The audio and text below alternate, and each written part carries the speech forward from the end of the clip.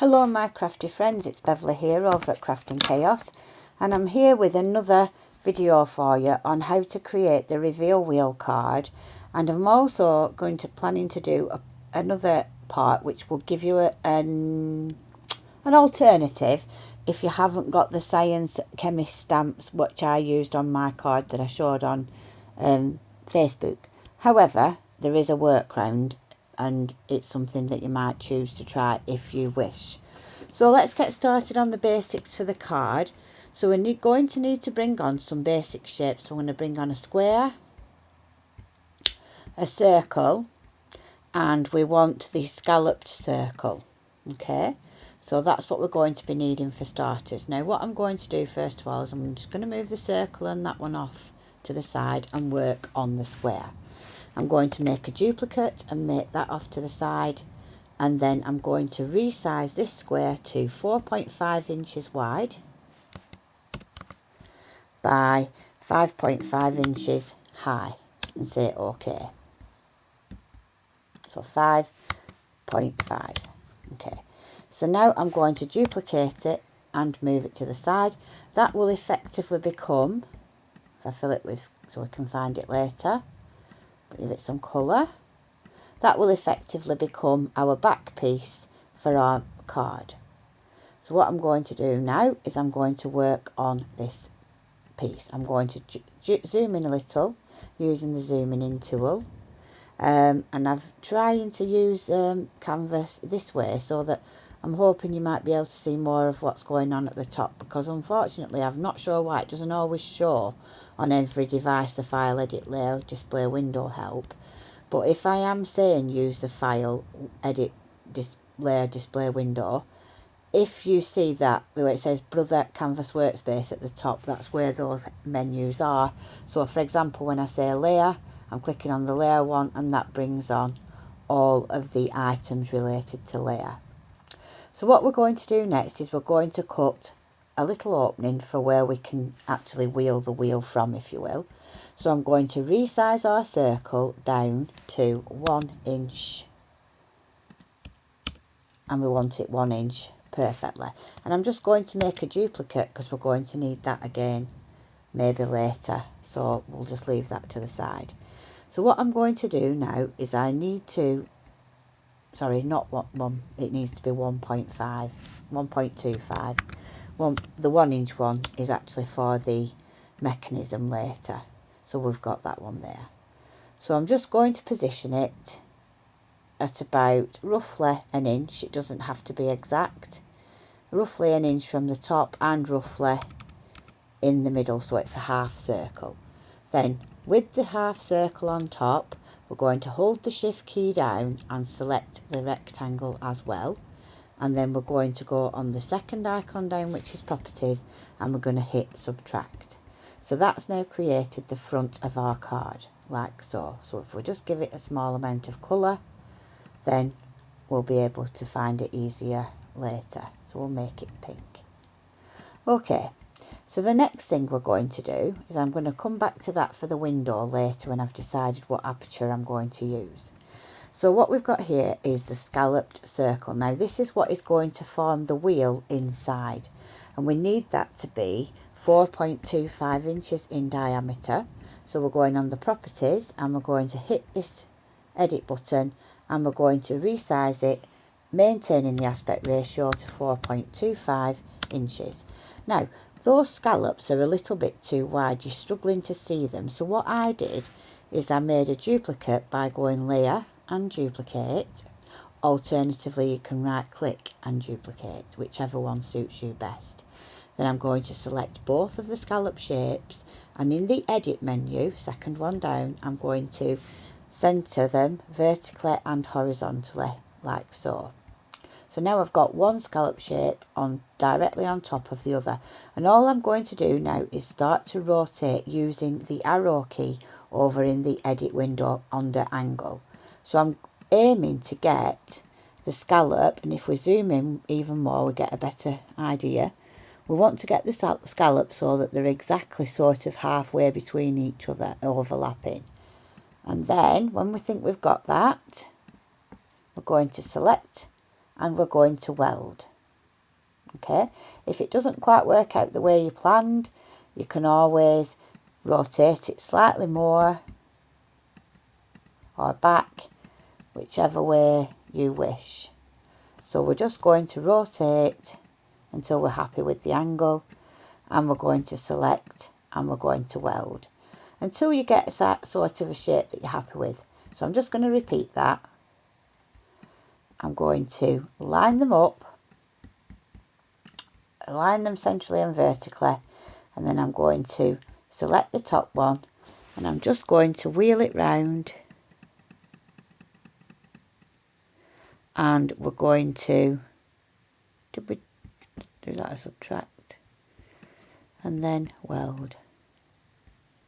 Right, so there's our circle, our scallop circle, okay, and that's what's going to be our turning wheel there.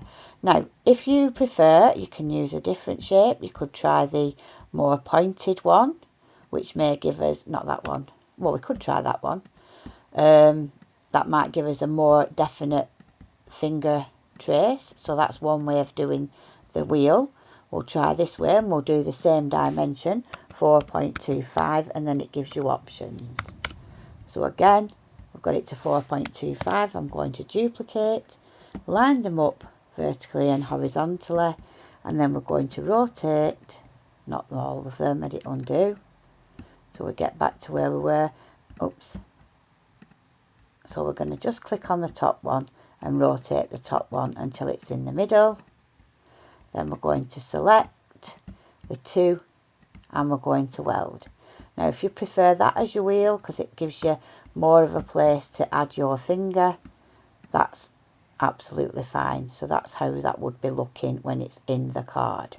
So if we just centre those two, we don't want it quite at the top, so we want it down from the top a little bit, but we want it to be in the centre, like so.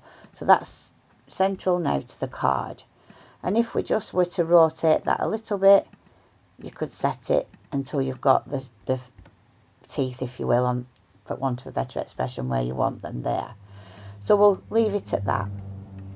So what we're going to do now is we're going to get our little circle, which is over there somewhere. So we're just going to go on display at the top and zoom fit to mat, and there's our circle. Now we need that circle for our mechanism, so we're going to make a duplicate.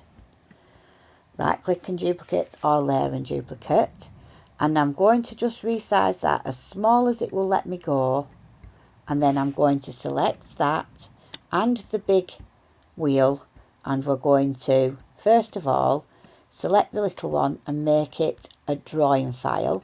Make sure that's a cut file, because all we want this dot to do is just mark the centre of the wheel, so we can do it with a brad later, because what they call an awl, sort of the thing, the piercing tool that's not going to make the hole too big, that the brad can fit into.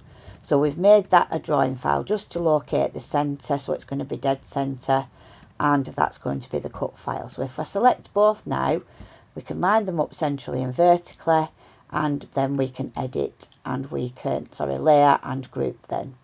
So now we've got that as a grouped wheel, we've got the mark, we know where it needs to be in order for us to punch the hole later. Now our other piece of the mechanism is here, and that's 1 inch in diameter. We're going to take a duplicate of that. Again, we're going to shrink it down as small as it will go. We're going to select the smallest one and make it a drawing file. We're going to leave that one as a cut, and again we're just going to use that to mark the centre, so that when these are now layer and grouped, that will then form part of the mechanism here, okay, which I will show you when I show you the video on how to put the file together. So we're nearly there, we're getting there now with the actual file. So we've got the back, we've got both pieces of our mechanism. We now need to decide what the window is going to look like, and we also need a duplicate, I've just double clicked, a duplicate of that, because we need to make a template so that we can have north, east, south and west of where we're going to put our stamped images on this wheel. Okay, so what we're going to do next is we're going to go on the shapes and decide on a shape that we would like to use for our window. When I did my original one, I used the the octagon, because I thought it looked vaguely scientific, although really a hexagon would have been better looking, more like a benzene ring or something similar. But I decided that I might do something different with this one, but it's up to you. You can choose whichever shape you want, and the process is exactly the same. So I think this time I'm going to go with, what will I go with? Let me choose. Too much choice. I think I'm going to go with that one. And I'm going to make it smaller, and I need to be able to fit. Oops. So I'm just checking the size, because I think I want it to be no more than 1 inch in height. So I'm just going to take off the maintain aspect ratio, make it 1 inch high and say OK. And then I need to make it smaller, so I'll try 1.75 inches and see what that looks like. And you need to just try this, duplicate it, and just roughly place it where you think it's going to look. Duplicate it again and rotate it 90. Oops. So click on that, go to angle and put 90. And then you can see if it's actually going to fit. And you can see they're going to be a little bit big. So that's how I did it. So we'll try 1.5 and see how that looks. And again, I'm going to duplicate, try it in roughly where it would be, make another duplicate and do a 90-degree angle twist and see if that's going to fit now. Now I think that's going to fit better, but again, we need to just position it over here and see. What we don't want to see is the picture when the thing is being rotated, and I think we're going to be just about all right at that. So our picture's going to be in between there. So we're going to go with this particular shape. We're going with, just bear with while I get rid of the ones that I don't need. We're going with 1.5 by 1 inch.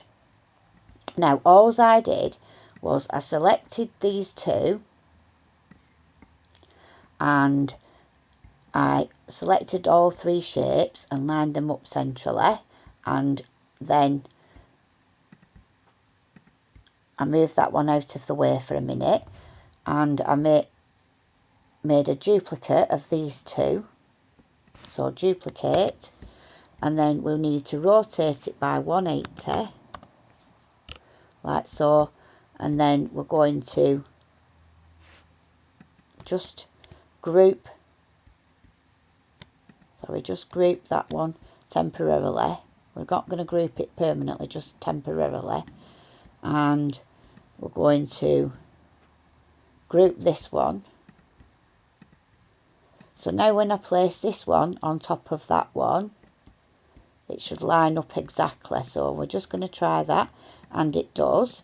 So now we're going to layer and ungroup, and we're going to click on and remove one of the circles, and then we're going to click on and make sure that everything is ungrouped. Then we need to make sure that this layer is at the back, the big circle is at the back. So now we're going to click on these 2, and we're going to click on the circle, and we're going to hit subtract, and that's effectively punched those 2 out. Now bearing in mind we also need one for our window up here, so we're going to keep that one, and we're going to make another duplicate. So we're going to leave that over here to punch a hole in our other piece of the card. Now what I'm going to do next is, just to get the position, is I'm going to make a duplicate, and I'm going to rotate by 90 degrees, so that then the position should be that those are exactly in the right position compared to the others, if you will. So what I'm going to do now is, before I go any further, I'm just going to check that we're okay with the mechanism. And if we look at that, we could have just done to have moved it in a little bit. So I'm going to just undo, and like I said, it is trial and error to a point that you have to do to make sure and check and double check that things are going to fit. So I'm just unediting, and if it'll let me go that far, that's brilliant. And what I'm going to do now is we're going to layer and ungroup those two, and I'm going to move this one down slightly so that it gives us a little bit more room. I'm going to move that off to the side a minute. In fact, I'm going to delete it so it's out the way. So I'm going to make sure that this one is a little bit lower, so nearer the centre. So this one will also be nearer the centre. So I'm just going to check those two. So I'm going to centre them and then group them. Because the other thing that we need to check before we go any further is that this mechanism is going to fit on there, not interrupted. And if you can see, it is just slightly touching. So what I'm going to do again now, I'm going to ungroup. Just going to raise it up a little bit. So this is the process that I went through. And now we're going to group it again. Group, layer and group. And we're going to test it on our mechanism, see if it's touching. I'm just going to line everything up centrally and see. And if you're looking carefully now, you can see that it's actually not touching there now. And if I just zoom back out, display fit to mat, and we're going to click on the circle and we're going to rotate it by 90, and we're going to see and make sure that when we position this on our card, it's not going to interfere with the mechanism as it was.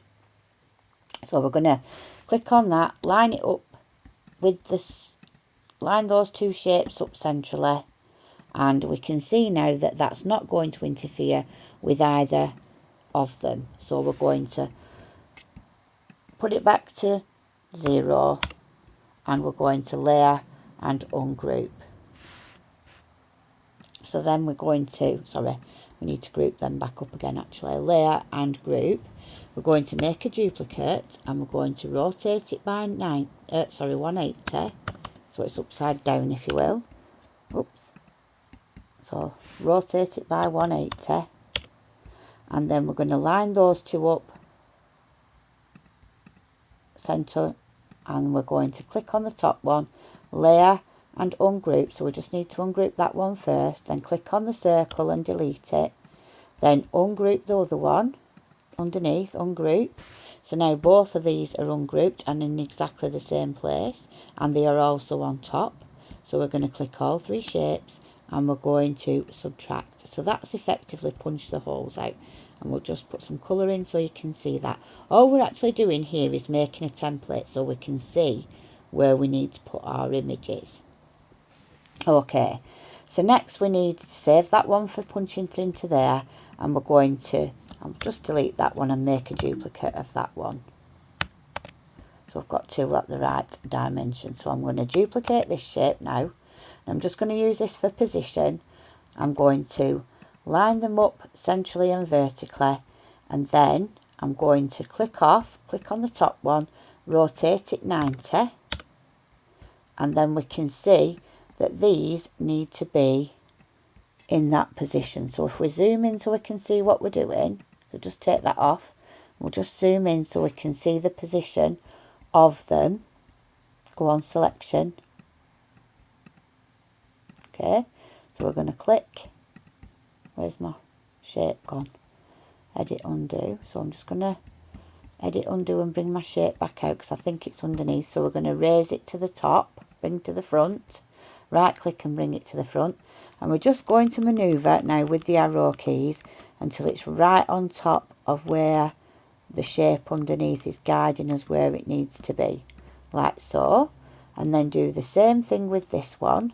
So we're effectively using this layer as a guide, if you will.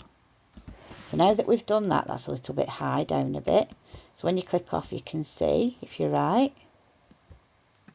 We're about right there. So then I'm going to delete that one. Then we're going to select both of those, and we're going, and the circle, and we're going to subtract. So what we've actually made there is a template for where we're going to stamp or place our images on the wheel.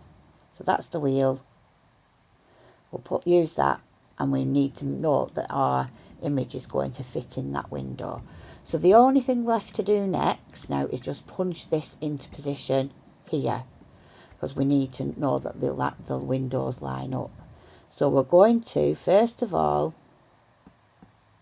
position this till it's in the correct position. So we're going to select that and then centre, making sure it's far enough down from the top so it's not touching the top.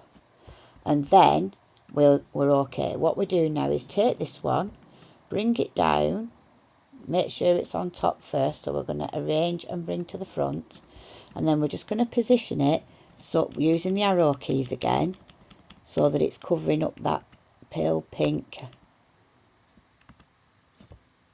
if you will, that we've just put there. So then all we need to do is, whilst we've got that selected, select the pink card that is behind and then hit subtract. Now what's happened now is we've now got the wheel that fits perfectly underneath. We know that our image, it's going to be stamped on this wheel. This is only just to show you. So when you're stamping, you'll place this one on top and make sure that your image fits in that hole. And then as you rotate it round, when you position this, you know where to put it. You rotate it round here, and so if we just rotate by 90, you'll see what I mean. That rotates and that next one comes into view, and so on. So that's the mechanism completed. So we've got our, just let me review, display and fit to mat. We now have our front piece of the cart with our aperture cut at the top, which is going to be the reveal on the wheel. We've got the wheel as a cutting file that has got a marked pen circle at the centre. Do not try to get your machine to cut that circle. That's just purely there for a drawing to show you where it needs to be. And this will be ultimately the back of this panel, and then obviously the whole panel then will stick on a normal 4.5 by 5.5 inch card, or you could put it on I put mine on a 5 by 7 card, just so that it gave it a bit of interest on the around, in and around. So that's it for the actual making the reveal wheel mechanism, if you will. And obviously you can choose whichever shape you want. You just need to make sure that you're clearing this without revealing any of the picture when you're turning your wheel, and that it will fit without interfering with the mechanism that goes at the centre there with the big wheel, because that's got to turn freely with a brad. So that's where we're up to. Now then, this is part 1 of the video. So then all you need to do is just export the FCM file. And if you've got, I've obviously got something that's not on, and here we have it as a square. So you just file and export as an FCM, give it a name. Okay. So that's how you do it. Or you could do directly to your scan and cut by transferring the file via internet. Okay, so that's it for now, and I'll see you in part 2, where I show you an alternative that you can use if you would like to use some science images but you haven't got the stamps. Alright, I'll see you in the next video. Thanks for watching. Remember to like, share and subscribe, and tell your friends where to find me. Thanks for watching. See you soon. Bye. Hello my crafty friends, this is Beverleigh here, just with a quick note. I think on a subsequent video for this one, I'm talking about how I actually came up with the stamps. I said it was a Newton's Nook set, and it's actually not a Newton's Nook set. It's actually My Favourite Things MFT set. I was muddling it up with the one from a Paris theme, when Newton's cat goes to Paris, and I don't. My friend brought both sets back from America, and I always put them into my own system of storage, and I've just muddled the two up, and it's only by chance I've actually realised that it's actually My Favourite Things one, because I actually saw them online when I was looking for some inspiration on Pinterest. So just to update you, if you were looking for the actual stamps that I use, they are actually My Favourite Things. Alright, so I hope that clears that one up. Thanks for watching. Oh, by the way, before I go, can I just say that for people that can't get hold of the stamps, I've actually come up with a way that you can actually have your own stamps from an open source. They're not the same, but they're similar ideas, and you still get a cute couple of chemists, and you can get get some equipment in the background, so it will give you a very similar effect. So stay tuned for the next video so that you can see how to do that. Okay, thanks for watching, and I'll see you next time. Bye.